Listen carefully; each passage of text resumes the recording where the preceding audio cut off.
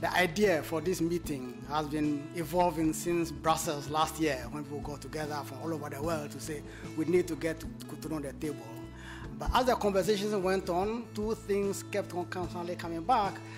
That post-Cotonou relationships is, on the one hand, both, well, a threat really, to put it mildly, a threat, and at the same time a challenge for us, an opportunity for us to reorganize. A threat because almost all the experiences that our countries and our people and civil society organizations have gone through for the past almost 20 years are likely to get bigger and much more potent and much more dangerous. Because we have been through 20 years of a relationship of Cotonou, which described as a partnership, but which we discovered very soon that it's a partnership of a different kind. A partnership, one side is unable to call any shots of its own, and the other side calls the other shots of itself. So we have had the EPA negotiations where we'll be going into details very soon, but we could see that what was supposed to be a good faith negotiations that create conditions for us and our people to realize the opportunities was not as quite what it was.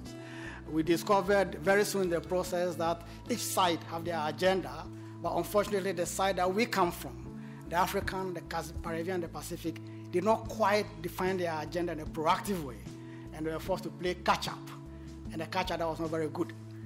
Our civil society organizations were we actually managed to rise up to the task and provide a counter-narrative so that we could force both government officials, government agencies for the North in Europe and for the South in the ACP to reorganize their thoughts. We came very far. The problem, though, is that we would have thought that the lessons of those imbalanced relationships would have been learned, right? Especially not simply for the fact that the negotiations were not the best, but also because, as you have mentioned, things have changed. And as the things changed, they exposed the limits of what the relationship was about. The global crisis rose and told people in the ACP that you cannot continue to have a trade relationship defined around aid and be getting people to just give you, ask you to open your markets to them as a way of development. African countries then got up and said they wanted to do their own CFTA as an agenda for themselves. But if you listen to what the Africans and their heads of state are about to adopt in Kigali, in fact, today and tomorrow, you'll be a bit frightened. They didn't learn any lessons at all from their engagement with Europe. If you look at the so-called directives that the European Commission has put forward as the ways in which it is going to organize what it sees as the issues for the negotiations, you'll be asking yourself, has the European Commission and European member states learned anything at all from the 15 years of acrimonious negotiations? So my view is that if you listen to the officials, the governments from both sides, they are pretending as if even the way they fought each other and the disagreements they had, that has not made any difference. They are still, going the way, almost the same way that they went. The ACP countries will be meeting in May in Lomé to then adopt a memorandum for understanding.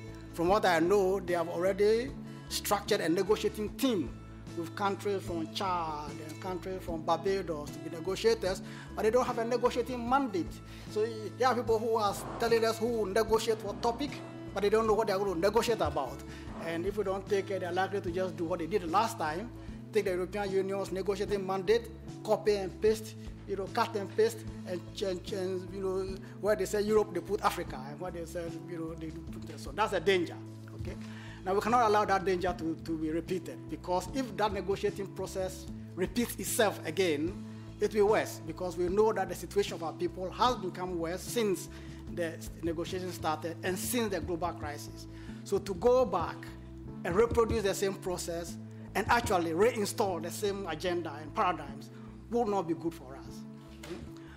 Fortunately, it's also an opportunity, and this is a very delicate thing to say.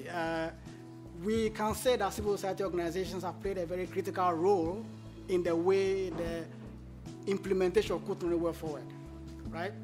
But as you have pointed out, I think we're all exhausted. 15 years after shouting no to EPAs, and 15 years about doing stand-up, stir-up in the Caribbean, and 15 years about doing something else everywhere has left us all in a fragmented ways. So even though we are still working our own ways, we are still not together as we would be. As Jane put it, the thinking that we have now about the APAs is really at the very beginning.